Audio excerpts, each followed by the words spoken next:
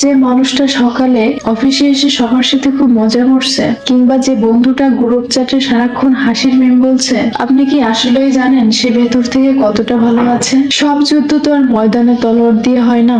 কিছু যুদ্ধ প্রতিদিন মনের ভিতরে লড়তে হয়। ডিপ্রেশন, একাকিত্ব, ক্যারিয়ারের চিন্তা আর ফ্যামিলির প্রেশার, এই সব কিছুর বোঝা বুকেই চেপে রেখে অনেক মানুষ বাইরে একটা চমৎকার হাসির মুখোশ পরে ঘোরে। তারা ভেঙে পড়ে, কিন্তু কাউকে বুঝতে দেয় না। আপনি যদি আজ এমন কোনো নীরব যুদ্ধের মধ্যে দিয়ে যান, তবে শুনুন, আপনি একাকী নন। আপনার এই লড়াইটাই প্রমাণ করে আপনি কতটা শক্তিশালী। কাউকে দেখানোর জন্য নয়, নিজের ভেতরে শান্তি ফিরিয়ে আনার জন্য লড়ে যান। আপনার ভেতরের এই নীরব লড়াই একদিন আপনাকে সাফল্যের চূড়ান্ত পর্যায়ে নিয়ে যাবে।